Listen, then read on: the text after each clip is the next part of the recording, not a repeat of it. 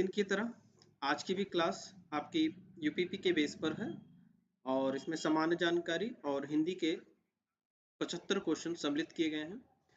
और निवेदन है सभी से कि चैनल को सब्सक्राइब कर लीजिएगा। बाकी रिमाइंडर, आज 12 तारीख है और आपके पेपर 17 तारीख से स्टार्ट है, यानी आपके पास कुल 5 दिन बचे हुए हैं। ठीक है, आज को इंक्लूड करके आपके पास 5 दिन है। तो 5 दिन में आप समय को कैसे यूटिलाइज करते हैं वो आपके ऊपर है। मैंने बार बार आपको बताया है कि आप समय का यूटिलाइज करने के लिए करना क्या आपको, आप पहला काम प्रैक्टिस सेट हल कीजिए। प्रैक्टिस सेट में जो भी टॉपिक्स आपको समझ में नहीं आ रहा है उस टॉपिक्स को यूट्यूब या बुक्स के जरिए सॉल्व करने की कोशिश कीजिए।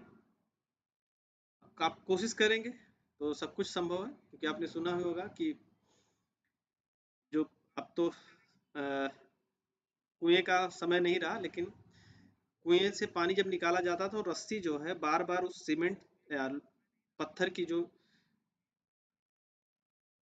पार्ट होती थी उसके ऊपर से रस्सी बार बार आती जाती थी, तो पार्ट भी कट जाता था पत्थर का, वो रस्सी मुलायम होती। तो आप मेहनत कीजिए, अगर आप मेहनत करेंगे तो उसका कुछ ना कुछ रिजल्ट आपको मिलेगा। ठीक है, तो आप लोग के लिए आज की जो क्लास है वो शेड्यूल करते हैं और शुरू करते हैं।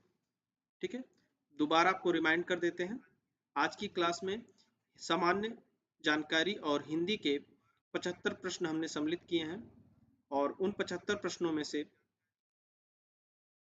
कोशिश कीजिए कि ज़्यादा से ज़्यादा क्वेश्चंस आप राइट कर लें, आंसर राइट करके रखें, जिसे आप एक बार रिवाइज करने में आपको आसानी हो। तो चलिए क्लास की तरफ चलते हैं अपने और पहले क्वेश्चन पर आते हैं। या तो कुछ लोगों को 30 सेकंड का टाइम देते हैं, 30 सेकंड में लोग जुड़ जाएं, जिससे और अधिकतर लोगों तक ये फायदा मिले।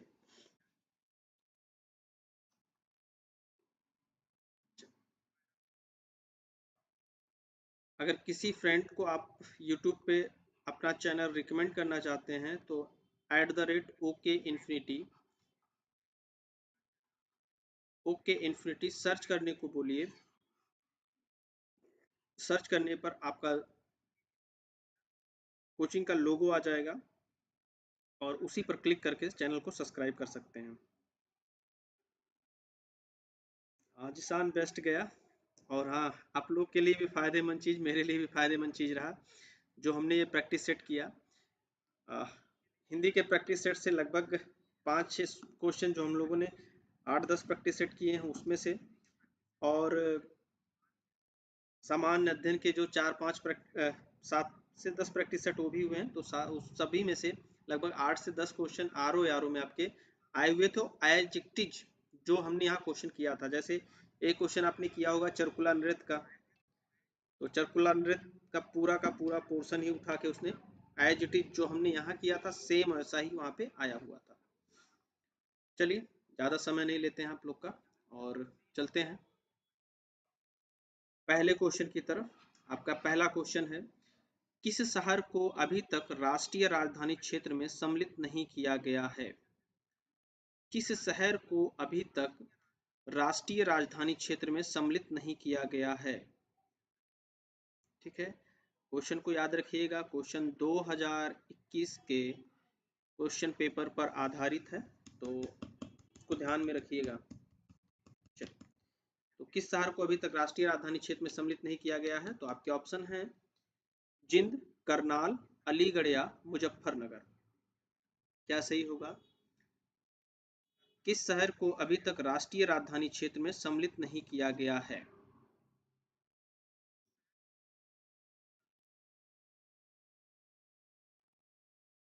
चलिए सही जवाब लेते हैं।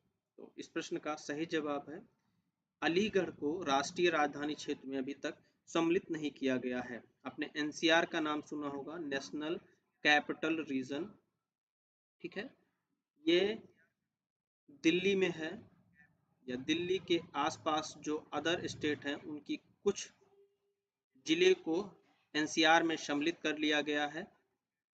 ठीक है, अगर उन जिलों की बात करें तो उत्तर प्रदेश के संबंध में गाजियाबाद, गौतम बुद्ध नगर, बुलंदशहर, मेरठ, बागपत, हापुड़ आदि जिले।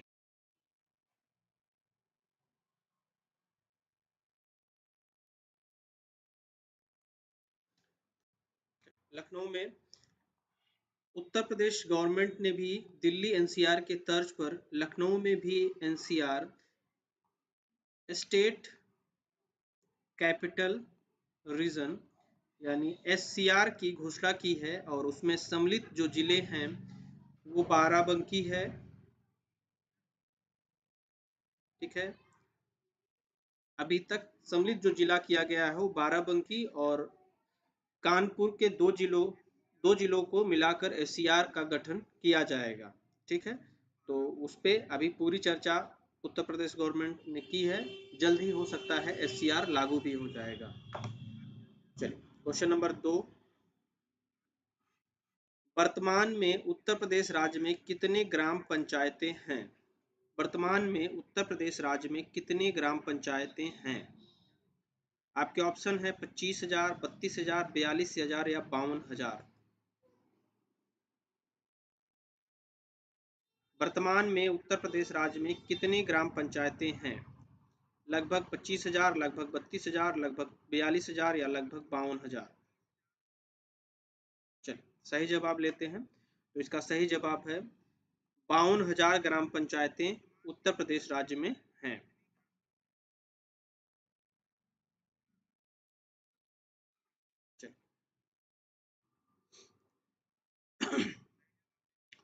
निम्न में से किसने कभी भी भारत के उप प्रधानमंत्री के रूप में कार्यभार नहीं संभाला? निम्न में से किसने कभी भी भारत के उप प्रधानमंत्री के रूप में कार्यभार नहीं संभाला? मोरारजी देसाई, देवीलाल, बीपी सिंह या लाल कृष्ण आडवाणी।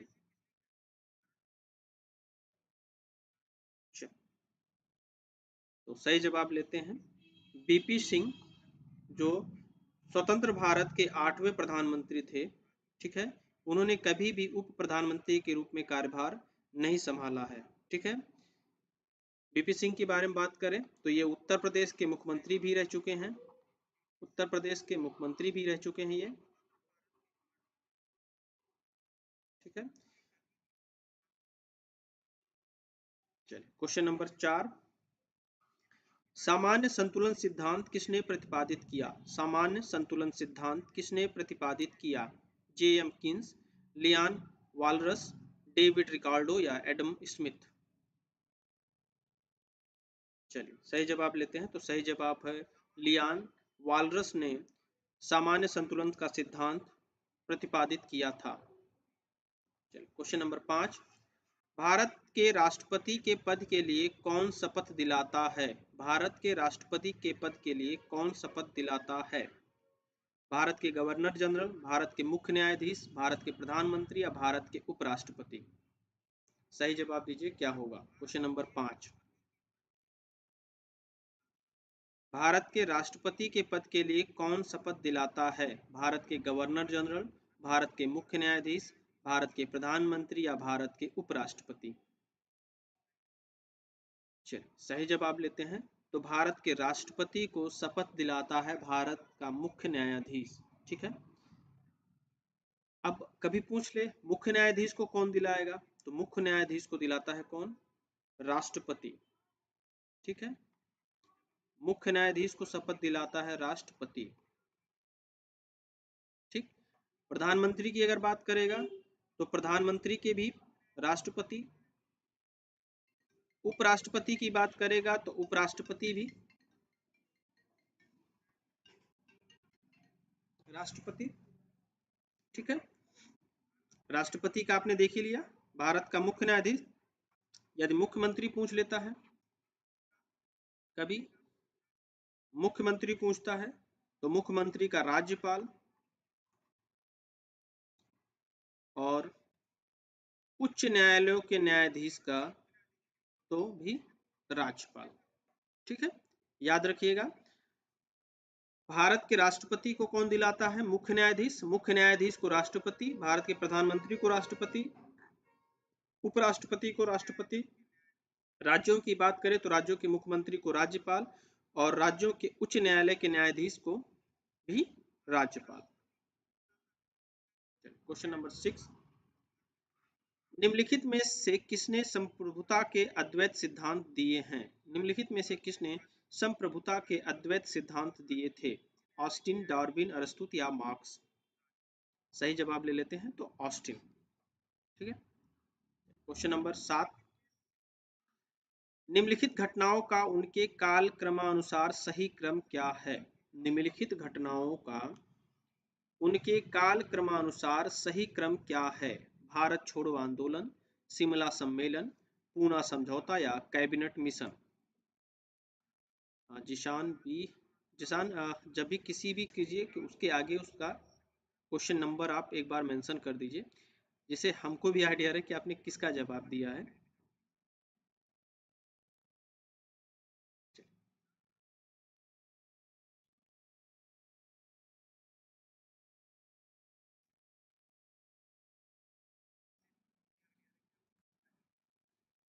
क्वेश्चन नंबर 7 का सही जवाब लेते हैं।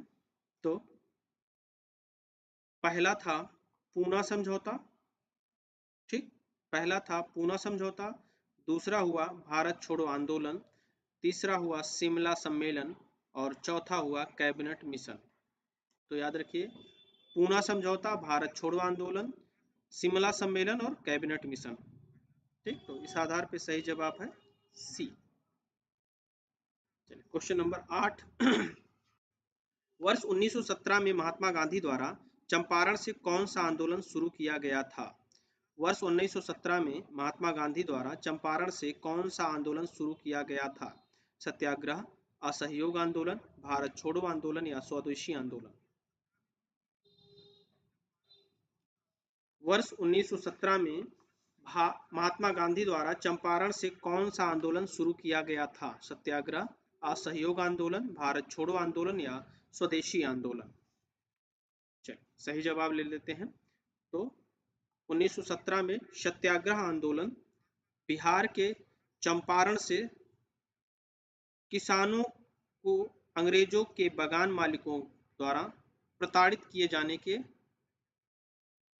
विरोध में सत्याग्रह का शुरुआत किया था। ठीक है। चलिए क्वेश्चन नंबर 9 पे आते हैं। वह देश जो लगातार तीसरे साल भी फाइनेंशियल टास्क फोर्स की ग्रे लिस्ट में बरकरार है। वह देश जो लगातार तीसरे साल भी फाइनेंशियल टास्क फोर्स की ग्रे लिस्ट में बरकरार है। अफगानिस्तान, बांग्लादेश, पाकिस्तान या दक्षिणी सूडान? चलिए सही जवाब ले लेते हैं। तो पाकिस्तान लगातार तीसरे क्या अभी भी फाइनेंशियल टास्क फोर्स की ग्रे लिस्ट में ही बरकरार है। ठीक है। क्वेश्चन नंबर 10, मानव शरीर के गुर्दे इनमें से कौन सा कार्य करते हैं? मानव शरीर के गुर्दे इनमें से कौन सा कार्य करते हैं? उत्सर्जन, श्वसन, पाचन या परिवहन? मानव शरीर के गुर्दे इनमें से कौन सा कार्य करते हैं? उत्सर्जन, श्वसन, पाचन या परिवहन? चलिए क्वेश्चन नंबर 10 का आप लोग जवाब दीजिए एक बार। निक्की 7 का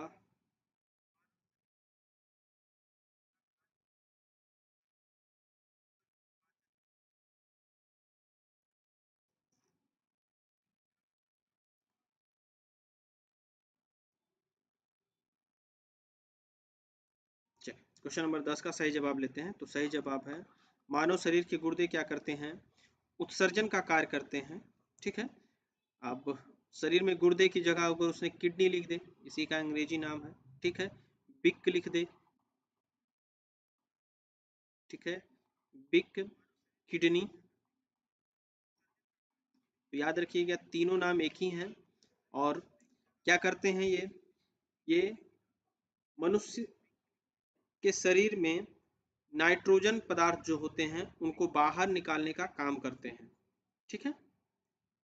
क्वेश्चन नंबर 11, जब प्रकाश किसी किनारे या किसी दरार से गुजरती है तो डॉट डॉट डॉट की वजह से तिरछी हो जाती है। जब प्रकाश किसी किनारे या किसी दरार से गुजरती है तो खाली स्थान की वजह से तिरछी हो जाती है। प्रतिबिंब, अपवर्तन, विपवर्तन या पूर्ण आंतरिक प्रतिबिंब? चलिए क्वेश्चन नंबर 11 का सही जवाब लेते हैं। तो विपवर्तन के कारण क्या हो जाता है, जब प्रकाश किसी किनारे या दरार से गुजरती है तो थोड़ी सी तिरछी हो जाती है। चलिए क्वेश्चन नंबर 12 पे चलते हैं।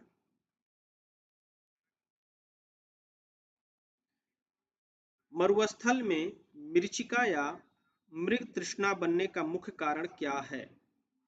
मरुस्थल में मरीचिका या मृग तृष्णा बनने का मुख्य कारण क्या है? प्रकाश अपवर्तन, प्रकाश का प्रतिबिंब, प्रकाश का पूर्ण आंतरिक प्रतिबिंब, प्रकाश का अपवर्तन तथा पूर्ण आंतरिक प्रतिबिंब दोनों। सही जवाब है प्रकाश का अपवर्तन तथा पूर्णकालिक प्रतिबिंब दोनों की वजह से मरुस्थल में मरीचिका या मृग तृष्णा बनती है।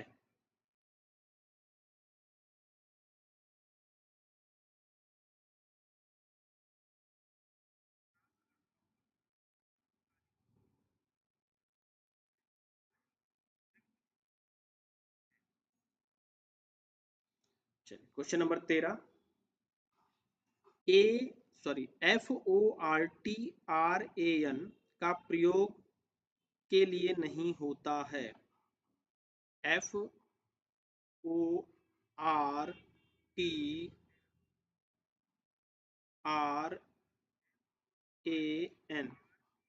फ्रोट्रॉन का प्रयोग के लिए नहीं होता है।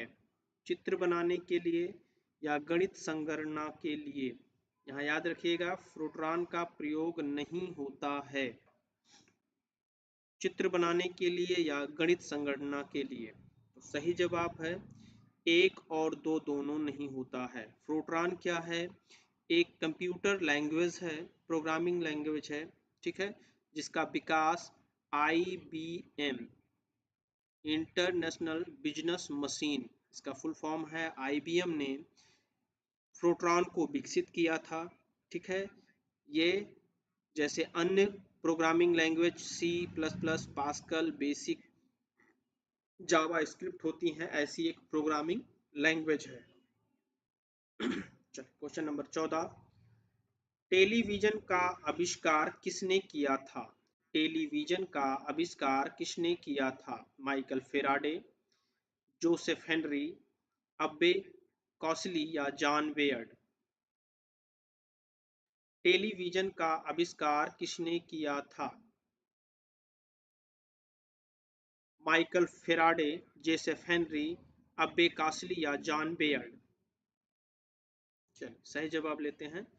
तो जॉन बेयर्ड ने टेलीविजन का आविष्कार किया था। ठीक है, क्वेश्चन नंबर 15।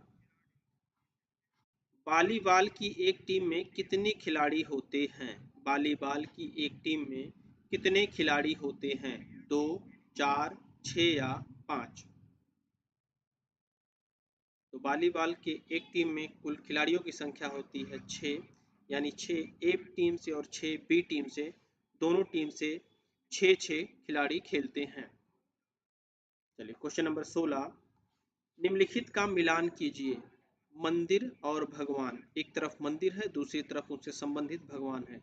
लिंगराज मंदिर उड़ीसा, तिजारा मंदिर राजस्थान, वेंकटेश्वर मंदिर तिरुपति। आपके सामने ऑप्शन है भगवान महावीर से, भगवान विष्णु से या भगवान शिव से। सबको एक दूसरे से क्रॉस सही मिलान करना है। अगर ऑप्शन से देखा जाए तो लिंगराज मंदिर भगवान शिव से होगा। अगर आपको एक ही पता है तो एक बार ट्राई कीजिए, क्या 1 का 3 मल्टीपल में है? नहीं है, तो आगे मिलाने की जरूरत ही नहीं है, आप सीधा टिक कीजिए बी। देख लीजिए, लिंगराज मंदिर भगवान शिव, तिजारा मंदिर भगवान महावीर और वेंकटेश्वर तिरुपति मंदिर भगवान विष्णु। Question number 17। वैश्विक पेंशन सूचकांक 2021 की 42 देशों की सूची में भारत का स्थान है। वैश्विक पेंशन सूची 2021 की 42 देशों की सूची में भारत का स्थान है। 32, 36, 38 या 40?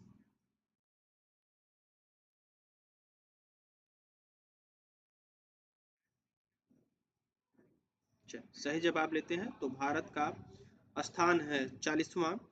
बात करें वैश्विक पेंशन सूचकांक 2021 किसने जारी किया, तो वैश्विक पेंशन सूचकांक 2021 जो है वो मर्सर ग्लोबल पेंशन इंडेक्स ने 2021 में जारी किया और 42 देशों की सूची में भारत का स्थान क्या था, 40वां था। चलिए क्वेश्चन नंबर 18, हाल ही में बंगदुला वर्णपुरा एक बीमारी के कारण निधन हो गया, वह किस देश के प्रथम टेस्ट कैप्टन थे या टेस्ट कप्तान थे। बंदुला वर्णपुरा का एक बीमारी के कारण निधन हो गया, वह किस देश के प्रथम टेस्ट कप्तान थे, केन्या, श्रीलंका, बांग्लादेश या भारत। चलिए सही जवाब लेते हैं तो ये श्रीलंका के प्रथम टेस्ट कप्तान थे बंदुला वर्णपुरा। ठीक है, क्वेश्चन नंबर 19,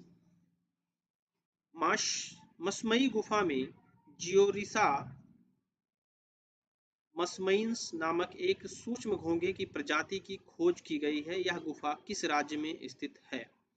मसमई गुफा में जियोरिसा मनसइनसिस नामक एक सूक्ष्म घोंघे की प्रजाति की खोज की गई है, यह गुफा किस राज्य में स्थित है, मेघालय, मणिपुर, सिक्किम या त्रिपुरा। अगर ऐसे क्वेश्चन नहीं आ रहे हैं और आपने थोड़ा सा भी कॉमन सेंस यूज किया तो संभवतः उस तक आंसर कर सकते हैं। जैसे घोंघे की बात किया है तो ये क्या है, ये जल की तरफ ज्यादा आकर्षित होते हैं और इनमें से कौन सा ऐसा शहर है जहां वर्षा ज्यादा होती है, तो भैया मेघालय, यानी मेघालय से संबंधित है। क्वेश्चन नंबर 20, हाल ही में किस तिथि को विश्व आयोडीन अल्पता दिवस मनाया गया, या विश्व आयोडीन अल्पता दिवस किस तिथि को मनाया जाता है, इसको याद रखिएगा, विश्व आयोडीन अल्पता दिवस।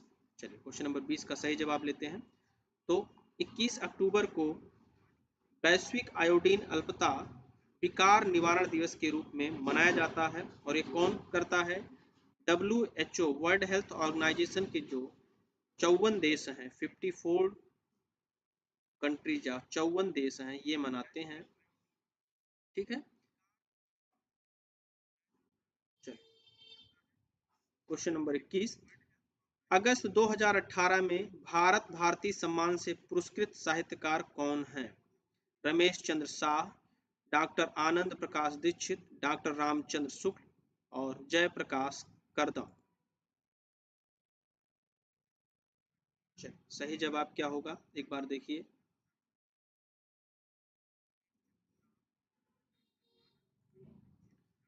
चलिए क्वेश्चन नंबर 21 का सही जवाब होगा तो रमेश चंद्र शाह को 31 अगस्त 2018 को 31 अगस्त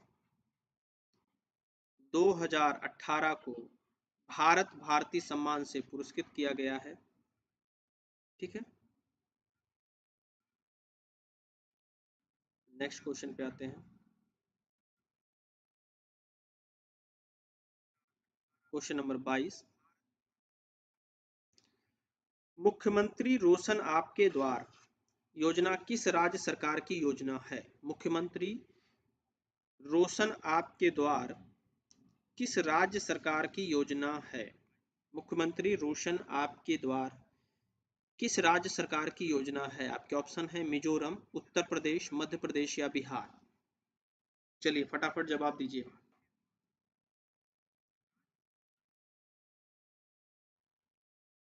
चलिए सही जवाब है मध्य प्रदेश राज्य से संबंधित है, मुख्यमंत्री रोशन आपके द्वार। इस योजना को आरंभ किया गया था 19 अक्टूबर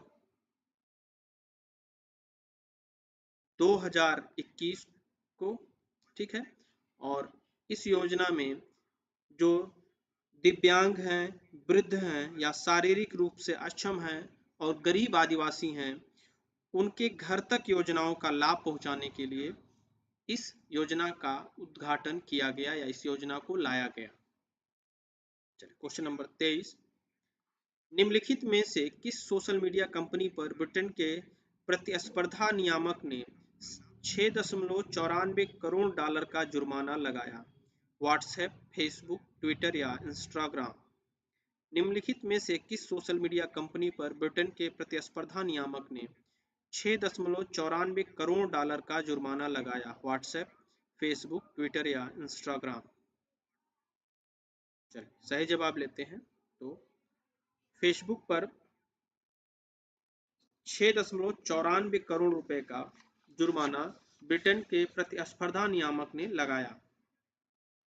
क्वेश्चन नंबर 24, सांसद निधि की वर्तमान राशि कितनी है? सांसद निधि की वर्तमान राशि कितनी है? 5 करोड़, 1 करोड़, 2 करोड़ या 3 करोड़? सही जवाब ले लेते हैं। तो सांसद निधि के लिए 5 करोड़ रुपए केंद्र सरकार क्या करती है? आवंटित करती है प्रति वर्ष।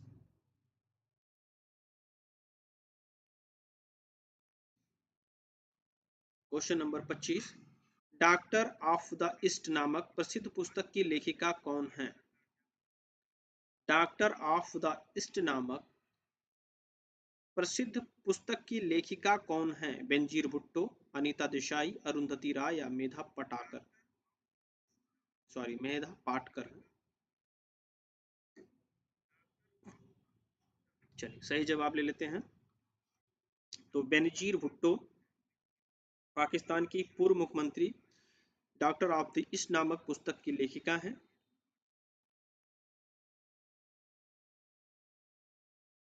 क्वेश्चन नंबर 26, भारत में सर्वप्रथम मेडिकल कॉलेज कहाँ खुला था? भारत में सर्वप्रथम मेडिकल कॉलेज कहाँ खुला था? लखनऊ, मद्रास या चेन्नई, वाराणसी या कलकत्ता या कोलकाता?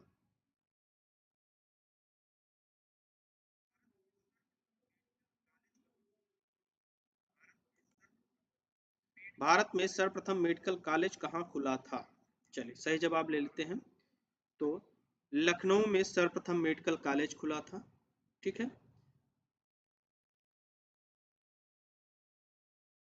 थिंक गलत है इसमें, क्योंकि लखनऊ में नहीं होगा, कोलकाता में होगा। ठीक है, कोलकाता में सर्वप्रथम मेडिकल कॉलेज खुला था। क्वेश्चन नंबर 27, आत्महत्या की दर भारत में सर्वाधिक किस राज्य में है? आत्महत्या की दर भारत में सर्वाधिक किस राज्य में है? सिक्किम, आंध्र प्रदेश, उड़ीसा या महाराष्ट्र? आत्महत्या की दर भारत में सर्वाधिक किस राज्य में है? सिक्किम, आंध्र प्रदेश, उड़ीसा या महाराष्ट्र? चलिए सही जवाब ले लेते हैं।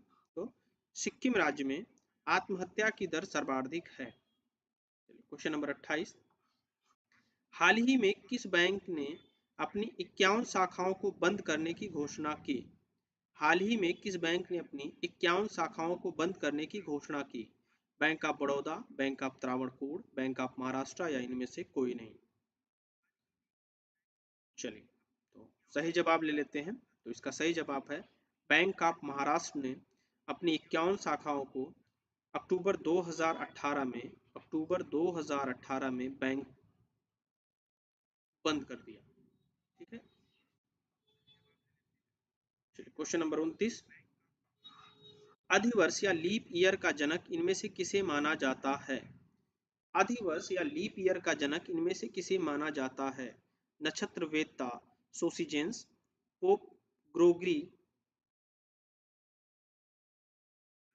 13, जूलियस सीजर या इनमें से कोई नहीं? चलिए 29 का सही जवाब लेते हैं। तो जूलियस सीजर को लीप ईयर का जनक माना जाता है। ठीक है, question number 30, glacier express glacier express निम्नलिखित में से किस देश की प्रसिद्ध रेलगाड़ी है? ग्लेशियर एक्सप्रेस निम्नलिखित में से किस देश की प्रसिद्ध रेलगाड़ी है? अमेरिका, नॉर्वे, भारत या स्विट्जरलैंड? ग्लेशियर एक्सप्रेस निम्न में से किस देश की प्रसिद्ध रेलगाड़ी है? अमेरिका, नॉर्वे, भारत या स्विट्जरलैंड? चलिए क्वेश्चन नंबर 30 का सही जवाब लेते हैं। तो स्विट्जरलैंड की एक प्रसिद्ध रेलगाड़ी है ग्लेशियर एक्सप्रेस। चलिए क्वेश्चन नंबर 31, बिनसर का जंगल भारत के किस प्रदेश या केंद्र शासित क्षेत्र में अवस्थित है? बिनसर का जंगल भारत के किस प्रदेश में अवस्थित है? मध्य प्रदेश, हिमाचल प्रदेश, लक्षद्वीप या उत्तराखंड? चलिए सही जवाब लेते हैं, तो उत्तराखंड। देखिए क्वेश्चन आपको कंफ्यूज करने के लिए यहाँ जोड़ दिया केंद्र शासित और एक नाम दे दिया केंद्र शासित प्रदेश का भी, ठीक है। लेकिन बिनसर का जंगल कहाँ स्थित है? तो उत्तराखंड में स्थित है। क्वेश्चन नंबर 32, हाल ही में दुनिया की कौन सी कंपनी ट्रिलियन डॉलर वाली कंपनी बन गई? हाल ही में दुनिया की कौन सी कंपनी ट्रिलियन डॉलर वाली कंपनी बन गई? रिलायंस, एयरटेल, एप्पल या टाटा? चलिए क्वेश्चन नंबर 32 का सही जवाब लेते हैं, तो सही जवाब है एप्पल, हाल ही में दुनिया की ट्रिलियनर कंपनी बन गई है। चलिए क्वेश्चन नंबर 33, निम्नलिखित में से मौर्य काल का सर्वोत्तम प्रतिमान कौन सा है? निम्नलिखित में से मौर्य काल का सर्वोत्तम प्रतिमान कौन सा है? स्तंभ, स्तूप, चैत्य या बारादरी? चलिए तो आपको स्तंभ जो है वो मौर्य काल का सर्वोत्तम प्रतिमान है। चलिए क्वेश्चन नंबर 34, नेपाल के राष्ट्रगान के रचयिता कौन हैं? नेपाल के राष्ट्रगान के रचयिता कौन हैं? सुरेंद्र मोहन, शांता सिन्हा, पी के राय या जोहरा सहगल? चल सही जवाब लेते हैं, तो पी के राय, प्रदीप कुमार राय, ठीक है, इनके द्वारा नेपाल के राष्ट्रगान की रचना की गई है। और नेपाल की राष्ट्रगान जो है सयो थुंगा फूल का, ठीक है, सयो थंगा फूल का नेपाल का राष्ट्रीय गान है। और इसको 3 अगस्त कब किया गया? 3 अगस्त 2007 को नेपाल का राष्ट्रगान घोषित किया गया। कमेंट में आप लोग बताइए कि भारत के राष्ट्रगान के रचयिता कौन है और भारत का राष्ट्रगान कब एडॉप्ट किया गया।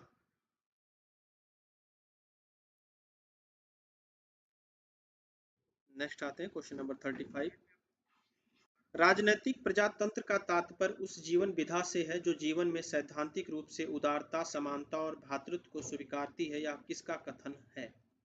राजनैतिक प्रजातंत्र का तात्पर्य उस जीवन विधा से है जो जीवन में सैद्धांतिक रूप से उदारता, समानता और भ्रातृत्व को स्वीकारती है, या किसका कथन है? Doctor B R Ambedkar, doctor Rajendra Prasad, doctor Sarvepalli Radhakrishnan या डॉक्टर राम मनोहर लोहिया? सही जवाब ले लेते हैं, तो डॉक्टर बी आर अम्बेडकर का कथन है, राजनैतिक प्रजातंत्र का तात्पर्य उस जीवन विधा से है जो जीवन में सैद्धांतिक रूप से उदारता, समानता और भ्रातृत्व को स्वीकारती है। ठीक है, बाकी बी आर अम्बेडकर के बारे में आपको पता ही है। उनका जन्म कहाँ हुआ था? तो मध्य प्रदेश के महू जिले में हुआ था। जो संविधान बना था उस संविधान निर्माता के रूप में इनको जाना जाता है। ठीक है, चलिए क्वेश्चन नंबर 36, हाल ही में सुप्रीम कोर्ट में नियुक्त 3 जजों में शामिल नहीं हैं। हाल ही में सुप्रीम कोर्ट में नियुक्त 3 जजों में शामिल नहीं हैं। ये डेटा 2021 के आधार पर है, तो ध्यान रखिएगा। न्यायमूर्ति इंदिरा बनर्जी, न्यायमूर्ति डी वाई चंद्रचूड़, न्यायमूर्ति विनीत शरण, न्यायमूर्ति के एम जोसेफ? चलिए सही जवाब लेते हैं, तो न्यायमूर्ति इंदिरा बनर्जी जो हैं सुप्रीम कोर्ट में नियुक्त 3 जजों में शामिल नहीं हैं। 2021 के डेटा के आधार पर है। क्वेश्चन नंबर 37, 5 बार तमिलनाडु के मुख्यमंत्री रह चुके एम करुणानिधि का निधन 7 अगस्त 2018 को हो गया। वो किस पार्टी से थे? एम करुणानिधि का निधन 7 अगस्त 2018 को हो गया, वो किस पार्टी से संबंधित थे? द्रविड़ मुन्नेत्र कड़गम, अन्ना द्रमुक, भाजपा या कांग्रेस? चलिए सही जवाब लेते हैं 37 का, तो द्रविड़ मुन्नेत्र कड़गम, ठीक है, इस पार्टी से एम करुणानिधि संबंधित थे। लास्ट क्वेश्चन,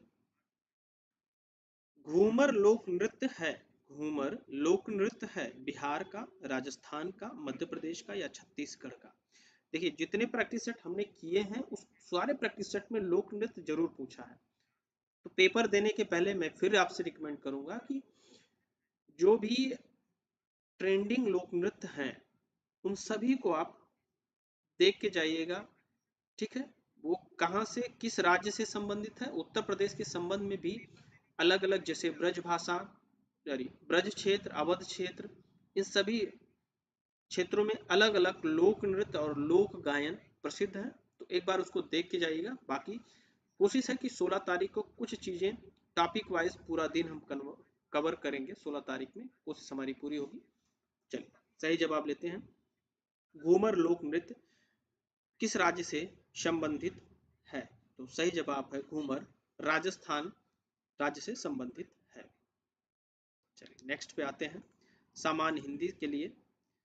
तो एक बार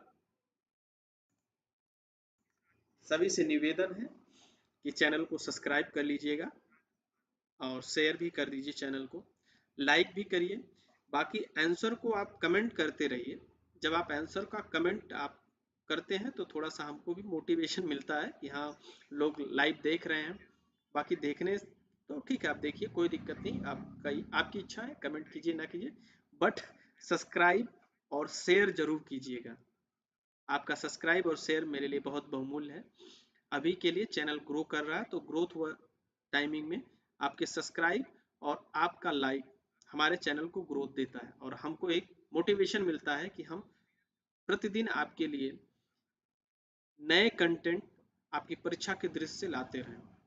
तो आई होप सभी लोग सब्सक्राइब जरूर कर लेंगे और एक बार शेयर भी करेंगे और अपने व्हाट्सएप स्टेटस पे शेयर करेंगे। चलिए, थैंक यू। चलिए समान हिंदी पे आते हैं हम लोग। समान हिंदी का पहला क्वेश्चन लेते हैं। हिंदी भाषा की कितनी विख्यात बोलियां हैं? हिंदी भाषा की कितनी विख्यात बोलियां हैं? 4, 10, 8 या 5? हिंदी भाषा की कुल 8 विख्यात बोलियां हैं। चलिए क्वेश्चन नंबर 40। हिंदी भाषा का प्रथम प्रमाणिक ग्रंथ कौन सा है? देखिए क्वेश्चन फिर रिपीट हुआ है। हिंदी भाषा का प्रथम प्रमाणिक ग्रंथ कौन सा है? सतसई, रामलला नहछु, पृथ्वीराज रासो या आल्हा उदल? तो सही है पृथ्वीराज रासो। ठीक है, हिंदी भाषा का प्रथम प्रमाणिक ग्रंथ है। ठीक है, और इसके कवि हैं चंद्रबरदाई। और इसमें क्या लिखा हुआ है? पृथ्वीराज चौहान का जीवन चरित्र का संपूर्ण वर्णन चंद्रबरदाई जी द्वारा किया गया है। ठीक है, और हिंदी के वीर रसों का सर्वश्रेष्ठ महाकाव्य कहलाता है पृथ्वीराज रासो। चलिए क्वेश्चन नंबर 41। निम्नलिखित में से कौन सा हिंदी साहित्य का काल विभाजन नहीं है? निम्नलिखित में कौन सा हिंदी साहित्य का काल विभाजन नहीं है? आधुनिक काल, भक्ति काल, रीत काल या संयुक्त काल? तो बहुत ही सिंपल सा क्वेश्चन है। आधुनिक काल आपको मिलेगा, भक्ति काल भी मिलेगा, रीत, लेकिन संयुक्त काल नहीं मिलेगा। ठीक है, चलिए क्वेश्चन नंबर 42। क्रियापरक व्यापारिक कोट चिन्ह कीजिए। क्रियापरक व्याकरणिक कोट चिन्ह कीजिए। कारक, लिंग, वचन या पक्ष? क्रियापरक व्याकरणिक कोट चिन्ह कीजिए। कारण, लिंग, वचन या पक्ष? सही जवाब कारक। Question number 43। चूड़ी अच्छी थी में थी कौन सी क्रिया है? चूड़ी अच्छी थी में कौन सी क्रिया है? योजक क्रिया, अधिकार घोतक क्रिया, औचित्य बोधक क्रिया या अप्रत्यक्ष क्रिया? तो योजन क्रिया है। चूड़ी अच्छी थी में थी। Question number 44। मूल अकर्मक धातुओं के साथ प्रत्यय जोड़कर बनाई गई क्रिया धातुएं क्या कहलाती हैं?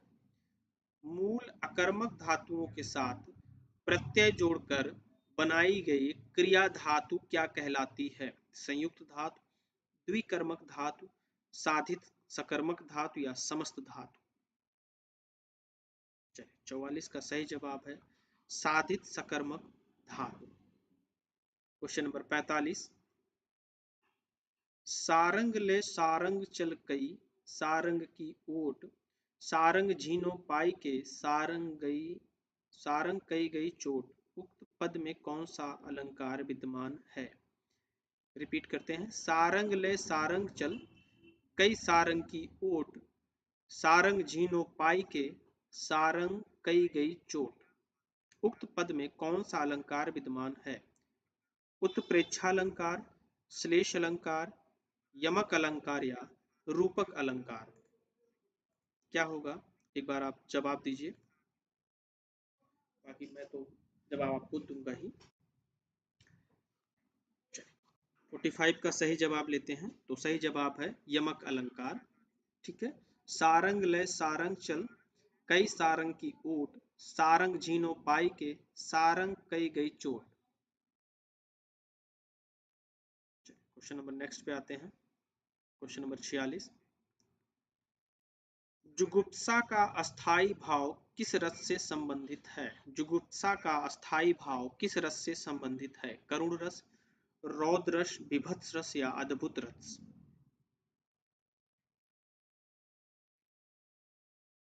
सही जवाब लेते हैं 46 का। तो विभत्स रस से संबंधित है जुगुप्सा। ठीक है। अगर जुगुप्सा का एक उदाहरण आपको देना पड़े या देखा जाए तो सिर बैठो काग आंख दो खात निकारत, खींचत जीभ स्यार अति ही आनंद उर्धारत। ठीक है। ये क्या है? जुगुप्सा या विभत्स रस का एक उदाहरण है। Question number 47। निम्नलिखित में कौन सा छंद प्रकार नहीं है? निम्नलिखित में कौन सा छंद प्रकार नहीं है? दृष्टांत, चौपाई, दोहा या सोरठा? निम्नलिखित में कौन सा छंद प्रकार नहीं है? दृष्टांत, चौपाई, दोहा या सोरठा?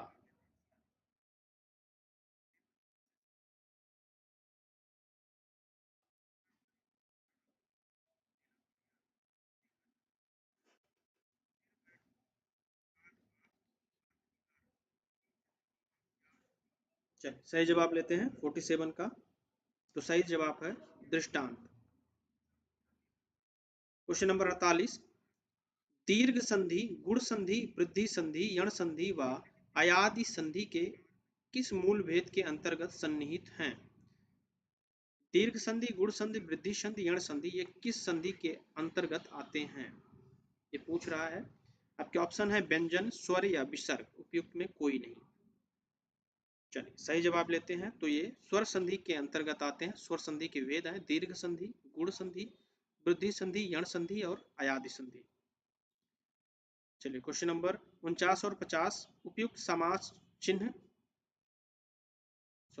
समास चिन्हित कीजिए। पथभ्रष्ट का कौन सा समास होगा? पथभ्रष्ट, अव्ययी भाव, द्वंद्व, तत्पुरुष या कर्मधारय?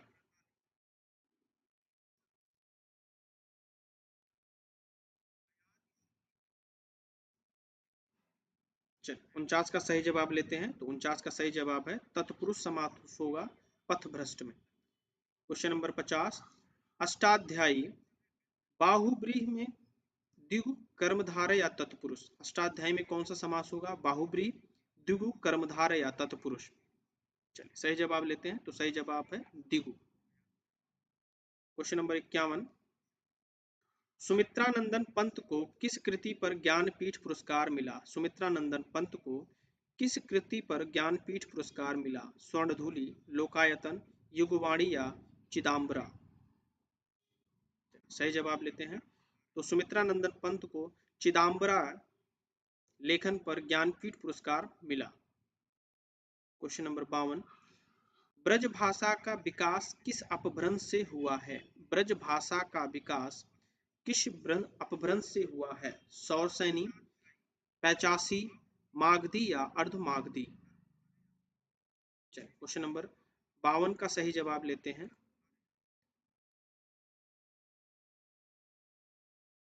तो 52 का सही जवाब होगा सौरसैनी के अपभ्रंश से ब्रजभाषा का विकास हुआ था। अगला 53 से 57 जो है वो आपके गद्यांश पर आधारित है। एक बार गद्यांश को पढ़ लेते हैं फिर क्वेश्चन पे चलते हैं। गद्यांश है, राष्ट्र के सर्वांगीण विकास के लिए चरित्र निर्माण परम आवश्यक है। जिस प्रकार वर्तमान में भौतिक निर्माण का कार्य अनेक योजनाओं के माध्यम से तीव्र गति के साथ संपन्न हो रहा है, वैसे ही वर्तमान की सबसे बड़ी आवश्यकता यह है कि देशवासियों के चरित्र निर्माण के लिए प्रयत्न किया जाए। उत्तम चरित्रवान व्यक्ति ही इस राष्ट्र की सर्वोच्च संपदा है। जनतंत्र के लिए तो यह एक महान कल्याणकारी योजना है। जन समाज में राष्ट्र, संस्कृति, समाज एवं परिवार के प्रति हमारा क्या कर्तव्य है, इसका पूर्ण रूप से बोध कराना एवं राष्ट्र में व्याप्त समग्र भ्रष्टाचार के प्रति निषेधात्मक वातावरण का निर्माण करना ही चरित्र निर्माण का प्रथम सोपान है। पाश्चात्य शिक्षा और संस्कृति के प्रभाव से आज हमारे मस्तिष्क में भारतीयता के प्रति हीन भावना उत्पन्न हो गई है। चरित्र निर्माण, जो कि बाल्यावस्था से ही ऋषि कुल, गुरुकुल, आचार्य कुल की शिक्षा के द्वारा प्राचीन समय से किया जाता था, आज की लॉर्ड मैकाले की शिक्षा पद्धति से संचालित स्कूलों एवं कॉलेजों के लिए एक हास्यास्पद विषय बन गया है। आज यदि कोई पुरातन संस्कारी विद्यार्थी संध्या वंदन या शिखा सूत्र रखकर भारतीय संस्कृत में जीवन बिताता है, तो अन्य छात्र उसे बुद्धू या अप्रगतिशील कहकर उसका मजाक उड़ाते हैं। आज अपने भारतीय आदर्शों का परित्याग करके पश्चिम के अंधानुकरण को ही प्रगति मान बैठे हैं। इसका घातक परिणाम चारित्र दोष के रूप में आज देश में सर्वत्र दृष्टिगोचर हो रहा है। इससे संबंधित क्वेश्चन देख लेते हैं। तो पहला क्वेश्चन है, चरित्र निर्माण की परम आवश्यकता है। आपके ऑप्शन है समाज उपयोगी कार्यों के लिए, राष्ट्र के सर्वांगीण विकास के लिए, राष्ट्र की योजनाओं के संचालन के लिए, मानव मात्र के कल्याण के लिए। चलिए सही जवाब ले लेते हैं। तो सही जवाब है राष्ट्र के सर्वांगीण विकास के लिए। क्वेश्चन नंबर 54, जनतंत्र के लिए लाभकारी हो सकते हैं निष्ठावान श्रमिक, धनवान व्यक्ति, उत्तम चरित्रवान व्यक्ति, शक्तिशाली सिपाही। जनतंत्र के लिए लाभकारी हो सकते हैं निष्ठावान श्रमिक, धनवान व्यक्ति, उत्तम चरित्रवान व्यक्ति या शक्तिशाली सिपाही। चलिए 54 का सही जवाब लेते हैं। तो उत्तम चरित्रवान व्यक्ति के जो भी जवाब आपको देने हैं वो आपके गद्यांश के आधार पर देने हैं। आप अपनी सोच विकसित करके इन सब का जवाब नहीं दीजिएगा। क्वेश्चन नंबर 55, उन्नत राष्ट्र के लिए विकास का प्रथम सोपान है। उन्नत राष्ट्र के लिए विकास का प्रथम सोपान है भ्रष्टाचार के प्रति निषेधात्मक वातावरण, जनता में सांप्रदायिक सद्भाव, राजनीति के कुशल दांवपेच, चरित्र निर्माण के लिए शैक्षिक वातावरण। चलिए क्वेश्चन नंबर 55 का सही जवाब लेते हैं। तो भ्रष्टाचार के प्रति निषेधात्मक वातावरण उन्नत राष्ट्र के लिए विकास का प्रथम सोपान है एज पर गद्यांश।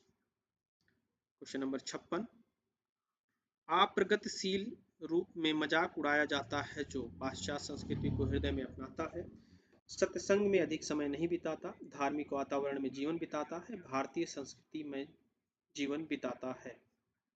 चलिए सही जवाब इसका है तो भारतीय संस्कृति में जीवन बिताता है, तो उसको अप्रगतिशील के रूप में रखकर मजाक उड़ाया जाता है गद्यांश के अनुसार। 57, भारतीयता के प्रति हीन भावना का कारण है पुरातन संस्कारी संस्कृत में जीवन, लॉर्ड मैकाले की शिक्षा पद्धति, प्राचीन गुरुकुल की शिक्षा पद्धति, वर्तमान वैज्ञानिक शिक्षा पद्धति। तो 57 का सही जवाब है लॉर्ड मैकाले की शिक्षा पद्धति या मॉन्टेसरी स्कूल जो है वो क्या है, भारतीयता के प्रति हीन भावना का कारण है। कौन कह रहा है? गद्यांश कह रहा है। प्रश्न संख्या 58 से 62, निम्नलिखित में प्रत्येक प्रश्न में 3 वाक्य दिए गए हैं। त्रुटि वाले वाक्यांश को चुनिए और उसके अनुरूप ए बी सी पर चिन्ह लगाइए। यदि वाक्य त्रुटिहीन हो तो डी पर चिन्ह लगाइए।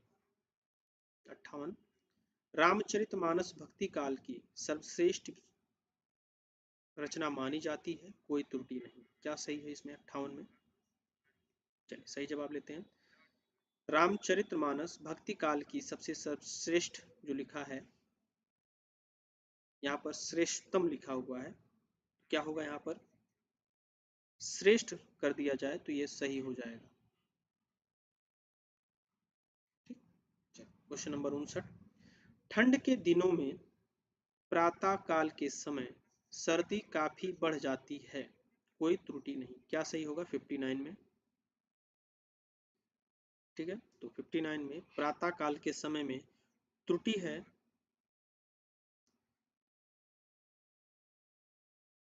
क्योंकि प्रातः काल के साथ समय लिखा हुआ है, तो ये नहीं लिखना है। ठंड के दिनों में प्रातः काल सर्दी काफी बढ़ जाती है।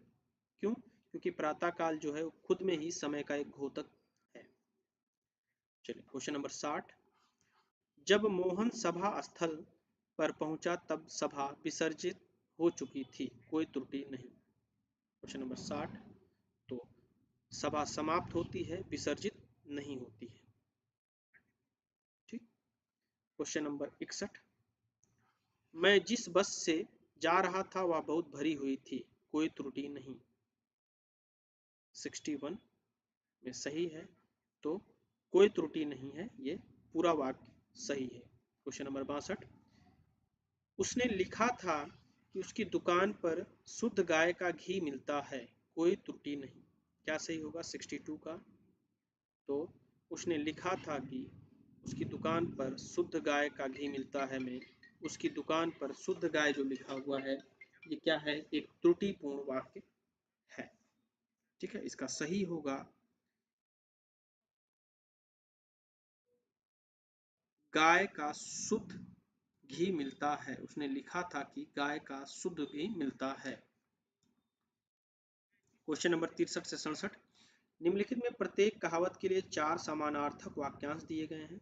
उनमें से सही उत्तर के रूप में विकल्प का चयन कीजिए और उत्तर पत्रक पर चिन्ह लगाइए। 63।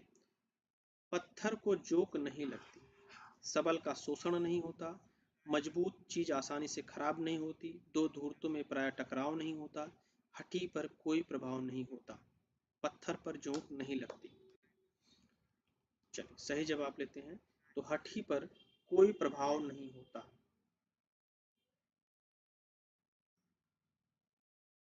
Question number 64। विहंगम दृष्टि, गहरी नजर, तीखी नजर, मंद नजर या सरसरी नजर। तो 64 का सही जवाब है सरसरी नजर को विहंगम दृष्टि कहा जाता है। Question number 65। बाणी प्लस औचित्य का सही संधि शब्द कौन सा होगा? बाणी प्लस औचित्य का सही संधि शब्द कौन सा है? वाणिज्य, सॉरी, वाणियोचित, वाणिचित, वाणिचित्र, वाणहुचित्र।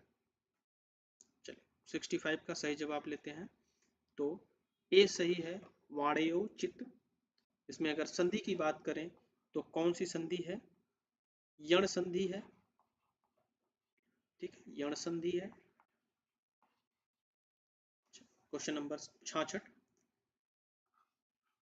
अन्वीक्षण का संधि विच्छेद होगा, अन्वीक्षण का संधि विच्छेद होगा अनुधन ईक्षण, अनधन वीक्षण, अनुधन ईक्षण या अनुधन ईक्षण। चलिए सही जवाब लेते हैं। तो 66 का सही जवाब है अनुधन ईक्षण। Question number 67। सितरतु का संधि विच्छेद होगा, सितरतु का संधि विच्छेद होगा शीत प्लस ऋतु, सीता प्लस ऋतु, शीत प्लस ऋतु, शीत प्लस ऋतु। चलिए सही जवाब लेते हैं। तो शीत प्लस ऋतु होगा शीत ऋतु। क्वेश्चन नंबर 68 से 70। निम्नलिखित वाक्यों में उसके प्रथम और अंतिम वाक्यांश 1 और 6 के अंतर्गत दिए गए हैं। बीच वाले 4 अंक या रा ला वा के अंतर्गत बिना क्रम के हैं। चारों अंशों को उचित क्रमानुसार व्यवस्थित कर सही विकल्प चुनिए। 68। समय को परखने वाला और समय की रंक में धनाढ्य करोड़पति से भिखारी उपेक्षा करने वाला हो जाता है।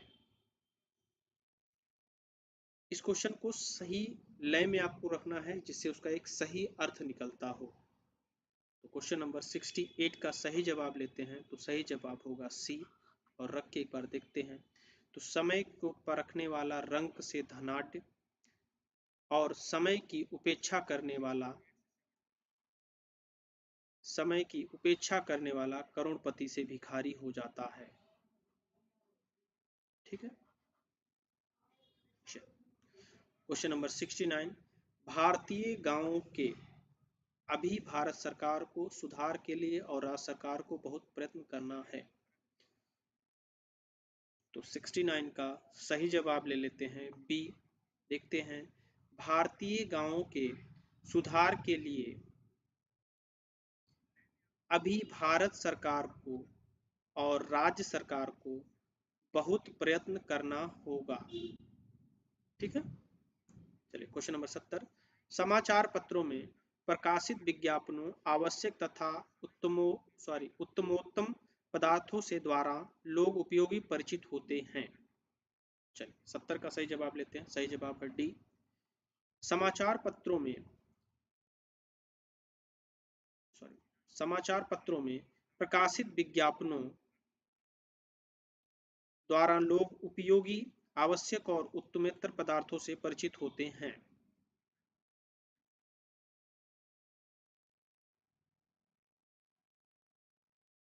क्वेश्चन नंबर 71, राम सीता से सुंदर है इस वाक्य में कौन सा कारक है। राम सीता से सुंदर है इस वाक्य में कौन सा कारक है। करण कारक, अपादान कारक, संप्रदान कारक या संबंध कारक। राम सीता से सुंदर है इस वाक्य में कौन सा कारक है। करण कारक, अपादान कारक, संप्रदान कारक या संबंध कारक। चलिए 71 का सही जवाब लेते हैं। तो अपादान कारक है, क्योंकि यहाँ पर कारक चिन्ह से लगा हुआ है। क्वेश्चन नंबर 72, निम्नलिखित में से कौन सा व्यंजन स्पर्श संघर्षी है। निम्नलिखित में कौन सा व्यंजन स्पर्श संघर्षी है। जा, रा, हा और सा। चलिए 72 का सही जवाब लेते हैं। तो जा स्पर्श संघर्षी व्यंजन है। क्वेश्चन नंबर 73, हिंदी आकृति की दृष्टि से निम्नलिखित में से किस प्रकार की भाषा है। हिंदी आकृति की दृष्टि से निम्नलिखित में से किस प्रकार की भाषा है। प्रश्लिष्टक योगात्मक, अयोगात्मक, श्लिष्टक योगात्मक या अश्लिष्टक योगात्मक। क्वेश्चन नंबर 73 का सही जवाब है श्लिष्टक योगात्मक या वियोगात्मक प्रकार की भाषा है। इस आधार पर, आकृति की दृष्टि के आधार पर। 74, सकल और सकल का अर्थ क्या होता है। कला और कृति, सन और संवत, संपूर्ण और अंश, सबल और निर्बल। चलिए 74 का सही जवाब लेते हैं। तो सही जवाब है संपूर्ण और अंश। और इस सेशन का last question, question number 75, Rakesh यहाँ आओ इस वाक्य में कौन सा कारक है। राकेश यहाँ आओ इस वाक्य में कौन सा कारक है। ऑप्शन है अधिकरण, संबोधन, कर्ता या करण।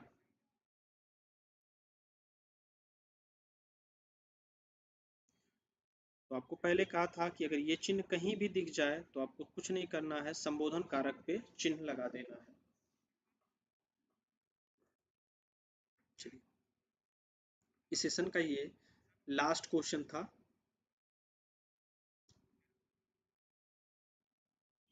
आप सभी से निवेदन है कि चैनल को सब्सक्राइब कर लीजिएगा। एक बार सब्सक्राइब करके ही जाइएगा और शेयर भी कर दीजिएगा। तो इसी के साथ आज की क्लास को एंड करते हैं। नेक्स्ट क्लास कल पुनः मॉर्निंग में जुड़ेंगे। तब तक के लिए आप सभी को थैंक यू और गुड डे।